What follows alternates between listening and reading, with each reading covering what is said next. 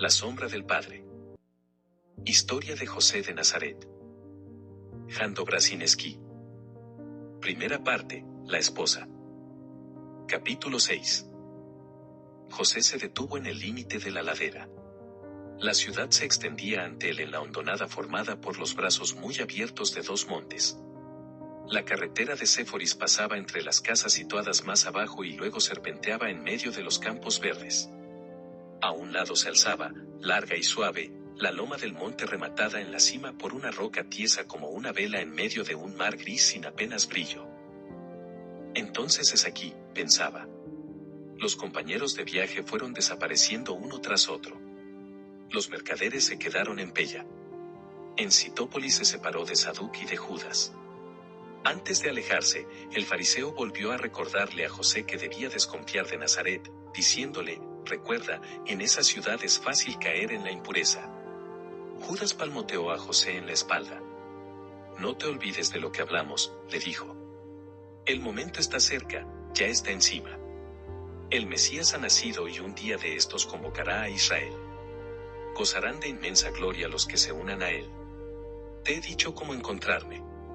Además, en ese día llegarás a comprender muchas cosas. Bueno, hasta luego. Con la familia del campesino viajó durante más tiempo. Ellos iban a Besara. El hombre le contó a José que iba allí porque había heredado un trozo de tierra de un pariente lejano. Hasta entonces habían sido gente muy humilde. Tenían que trabajar para otros. El hombre iba todos los días al mercado en busca de trabajo. Ahora podrían trabajar en lo suyo.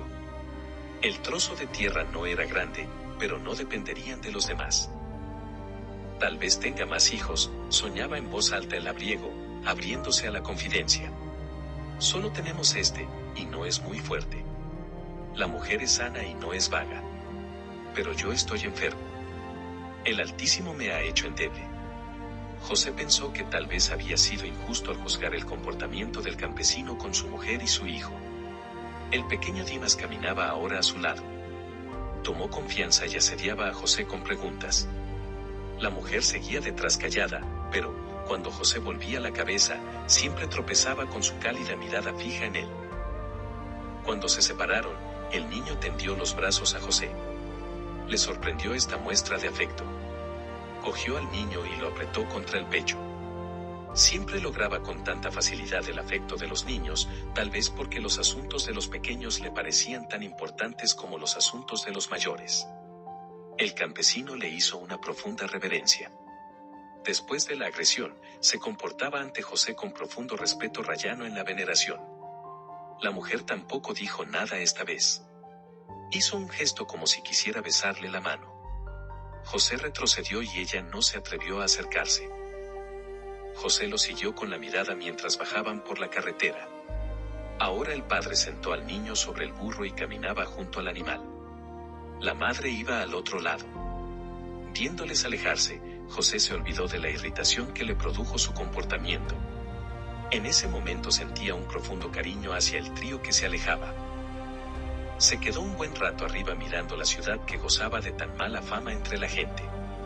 Las casas se levantaban escalonadas en la falda del monte.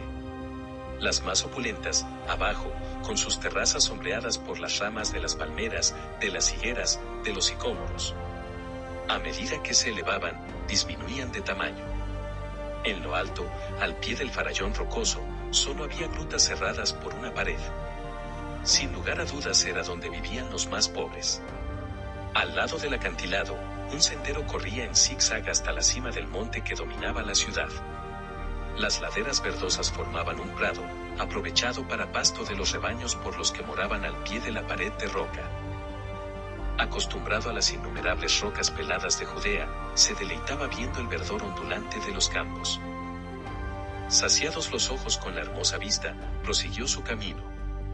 La carretera se adentraba entre las casas de la ciudad y llevaba a una plazoleta rodeada de estacas clavadas en la tierra, que se empleaban para atar los asnos y los camellos. Varias palmeras muy copudas proyectaban un techo de sombra en la plazuela que era, sin lugar a dudas, el sitio donde se detenían para descansar las caravanas que cruzaban la ciudad. En el fondo había una posada, una pared de arcilla que formaba un gran círculo. Por dentro, adosados a la pared, unos nichos cubiertos con un tejadillo de juncos y, en el centro, el lugar para las caballerías. El gran portalón estaba abierto de par en par en aquel momento y se podía ver que la posada estaba vacía. En medio de la plaza, cubierto por un arco de piedra, un pozo. Unos escalones de piedra llevaban hasta él. Al lado del arco, un gran dornajo servía de abrevadero para los animales. Al lado, de pie, había un burro olvidado. Para librarse de las moscas que le importunaban, se fustigaba los flancos con el rabo. En la pila no había agua. José ató a su compañero orejudo de modo que el animal pudiera permanecer en el manchón de sombra proyectada por un olivo gris con el tronco recubierto por una corteza muy nudosa. Para beber él mismo y traer agua para su montura, empezó a bajar por la escalera. El pozo era extremadamente profundo. Cuando se asomó por encima del brocal vio allá lejos, como en una ventana diminuta, su cabeza. Atado a una larga soga había un pesado cubo hecho con un tronco vaciado. Estaba hecho de manera tosca, chapucera. Cuando lo levantó, pensó inmediatamente que podía hacer uno mejor, más ligero y más manejable. A punto estaba de lanzar el cubo, cuando oyó una voz. Alguien se acercaba al pozo cantando. Era una voz de adolescente, tal vez incluso de niña pequeña. Lo que cantaba sonaba muy alegre. En las escaleras se oyó un ruido de pasos. Volvió la cabeza. La muchacha bajaba los escalones corriendo ligera. Su silueta, vista sobre el fondo de cielo iluminado por el sol, parecía la de un niño. Llevaba los pies descalzos, la túnica ceñida y sobre la cabeza, un cántaro. Lo sujetaba con una mano. A pesar de ir tan deprisa, la jarra parecía formar cuerpo con ella. A la vista del hombre de pie cerca del brocal, dejó de cantar repentinamente y se paró en mitad de las escaleras. Pero él no notó en su cara la menor señal de temor, acaso algo de sorpresa. Conocía probablemente a todos en la ciudad y se sorprendió a la vista del forastero. Su cara era la de una muchacha casi en la adolescencia. No sorprendía por una gran belleza. Era muy corriente. La piel de la frente y de las mejillas era oscura, como la de las personas acostumbradas a trabajar bajo el sol abrasador. Los ojos oscuros, profundos como el pozo, sobre el que acababa de inclinarse hacía un momento. El pelo rubio oscuro, echado hacia atrás, recogido en una coleta, iba atado por una cinta. En las orejas llevaba unos pendientes rojos. Aunque la cara no llamaba la atención a primera vista, al mirarla un momento con más detenimiento empezaba a subyugar. Por fuera ofrecía un encanto infantil. Sin embargo, era como un rayo que brillaba en la superficie y parecía brotar de lo más hondo. El que la miraba intentaba acercarse involuntariamente a la fuente de este resplandor. Descubría bajo la capa de la infancia algo parecido a la madurez, como una plenitud de vida escondida. Ahora bajaba lentamente los escalones. Miraba inquisitivamente a José, que seguía con el cubo en la mano. Sabía que en Galilea las mujeres eran menos retraídas que las de Judea, pero ella, al parecer, no consideraba conveniente ser la primera en dirigir la palabra a un desconocido. Una inexplicable timidez se apoderó de repente de José. Después de lo que le pareció entrever en su cara, bajó la vista. No se atrevía a seguir mirando a la niña. Su mirada se detuvo en sus pies descalzos. Se quedaron así mucho tiempo sin decir palabra uno frente al otro. José consiguió por fin sobreponerse a su timidez. Levantó la cabeza. Vio que la niña vestía humildemente, con una túnica de lino repetidamente lavada. Las manos que sostenían el cántaro eran menudas pero fuertes, acostumbradas al esfuerzo. El cántaro dejó en su pelo unas motitas de tierra. Pero si es una niña corriente, se dijo a sí mismo. Su boca pequeña parecía vibrar con sonrisas reprimidas. Y a pesar de todo no intentó mirarla a los ojos. Dijo dándole a su voz un tono divertido para acomodarse a la alegría que percibió en ella. ¿Qué cubo más incómodo tenéis aquí? No hay en el pueblo ningún agar capaz de hacer algo mejor. Ella se rió con toda naturalidad, sin cohibición, debía de tener en su interior mucha alegría deseosa de exteriorizarse. Sí, este nagar tenía que haberse dedicado a cortar leña, y no a hacer cubos. Pero él también abandonó la ciudad y ahora no tenemos a nadie. Semejante peso hace daño a las manos. No es fácil sacar agua. Yo te la sacaré, si quieres. Te estaré muy agradecida. José bajaba el cubo despacio. La sensación de timidez no había desaparecido totalmente.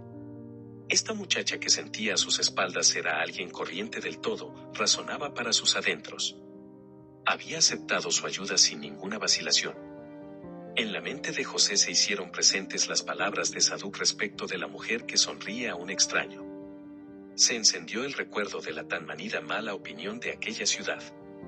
Pero todas las advertencias se apagaron inmediatamente como una llamita a la que le faltara el aire. De la niña emanaba tal pureza que todo mal pensamiento moría antes de llegar a formularse. El cubo golpeó la superficie del agua, se volcó y se hundió con un sonido parecido a un sorbido fuerte. Cuando empezó a tirar de la cuerda, se dio cuenta de que la queja de la muchacha respecto del peso del cubo no era solo una invitación para obtener ayuda. Era realmente menester tensar todas las fuerzas para sacar el tronco repleto de agua. ¿Cómo te habrías arreglado si yo no hubiese estado aquí?, preguntó colocando el cubo en el brocal. Cuando hace falta, lo saco, dijo alegremente. No soy tan débil. Lo único es que me duelen las manos después. El agua estaba muy fría. Con un chorro plateado la vertió en el cántaro que la niña había acercado. Préstame tu recipiente un momento, le rogó. Allá arriba tengo un burrito que hay que abrevar. Luego volveré a bajar y cogeré agua para ti. Haremos otra cosa, dijo ella. Yo iré a abrevar tu asno, y tú mientras tanto coges agua. Levantó el cántaro y se lo puso en la cabeza. Ahora lo sujetaba con ambas manos. Pero subía ligera por las escaleras. Permaneció de pie con el cubo en la mano observándola. Notó en su pie, algo encima del talón, una marca roja. Debió de haberse herido con la espina de alguna planta. Sí, se dijo a sí mismo, todo el mundo puede herirse. De nuevo soltó el cubo hasta el fondo del pozo. ¿Cuánta sencillez hay en esta niña?, pensaba. Había visto a más de una y hablado con muchas en Belén, venían a su taller aparentemente para algún encargo, pero él notaba que habían sido enviadas por sus padres con la esperanza de que la belleza y el encanto de sus hijas acabarían con la rareza del hijo mayor de Jacob. Apenas empezaba a hablar con ellas, perdían toda su sencillez. Había risitas, se cubrían la cara sin dejar de mirar entre los dedos. Cuchicheaban cosas entre sí. Sabían muy bien a qué habían venido y qué querían. Sus gestos infantiles no eran más que un juego. Esta niña se había comportado realmente como una niña. Además, seguía estando impresionado, como en el momento en el que le parecía haber visto en su mirada el resplandor que le descubría una madurez inexplicable. Oyó a sus espaldas. He abrevado a los 2 asnos, porque no sabía cuál era el tuyo. Pero el tuyo es probablemente aquel clarito, ¿verdad? Parecía tener mucha sed. Sí, el mío es el clarito. Gracias. Y yo te doy gracias por el agua. Vienes de lejos. De Judea. Ya sé, es un camino muy largo. Lo hice hace algún tiempo. Gracias a ti, hoy no me dolerán las manos por culpa de la soga, dijo después de colocarse el cántaro sobre la cabeza. Si me quedo en Nazaret, fabricaré un cubo mejor. Salieron los 2 de debajo del arco de piedra. Eres Nagar. ¿Y quieres establecerte aquí? Soy realmente un Nagar. Escucha, ¿conoces la casa de Cleofás, hijo de Gerim? A pesar del peso que llevaba encima, volvió vivamente la cabeza hacia él. La conozco. ¿Me puedes decir cómo ir hasta su casa? La casa de Cleofás está arriba, al pie de la roca, señaló con la mano. Si quieres ir allí, sígueme. Voy hacia allí. Desde el pozo, unos senderos, trazados probablemente por las mujeres que venían por agua, llevaban por la ladera hacia la cima. La joven tomó uno de ellos. Mientras tanto, José desató su burro y lo cogió por el ronzal. Al girarlo se dio cuenta de que las espinas de los cardos que estaban enganchadas en los flancos del animal y de las cuales tenía intención de liberarlo, habían desaparecido. Alcanzó a la joven, que seguía subiendo con el mismo paso ligero. ¿Limpiaste tú al burro?, le preguntó. No te enfades. Es un borrico tan pequeño y simpático. Las espinas debían de hacerle daño. No estoy enfadado en absoluto. Quería darte las gracias. Me has hecho un favor. Ella no contestó nada. Seguía con su paso elástico, guardando el equilibrio con un ligero movimiento de todo el cuerpo. Ya habían subido más allá de las casas ricas de abajo. Desde arriba se veía gente echada perezosamente en las terrazas sombreadas. El sendero se hizo más abrupto. Sus recodos eran cada vez más tortuosos. En cierto momento la joven pisó mal en el suelo. El cántaro se bamboleó sobre su cabeza, pero consiguió mantenerlo en equilibrio sin perder ni una gota. El camino es duro, dijo él. Déjame coger el cántaro. Ella se echó a reír con su característica risa argentina, que no denotaba, ni por asomo, ninguna vaciedad ni malicia, y solo una gran alegría difícilmente contenible por dentro. Muchas gracias, le dijo. Eres bueno. Pero no es trabajo de hombres llevar agua.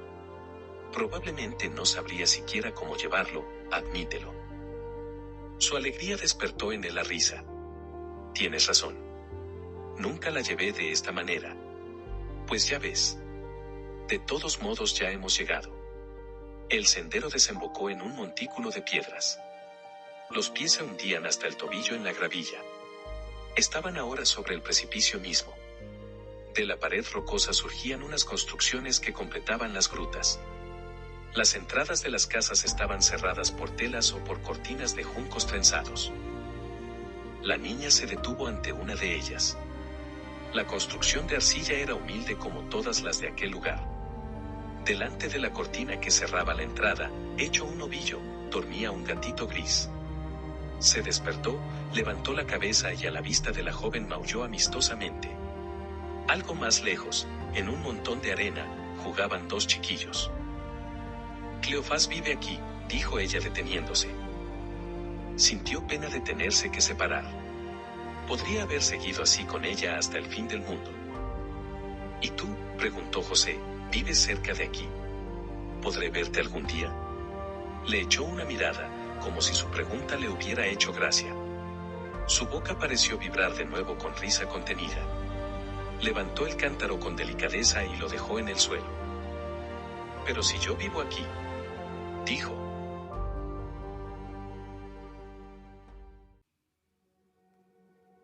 Gracias por habernos escuchado.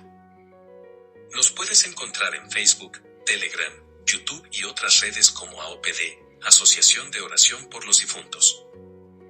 Bendiciones abundantes.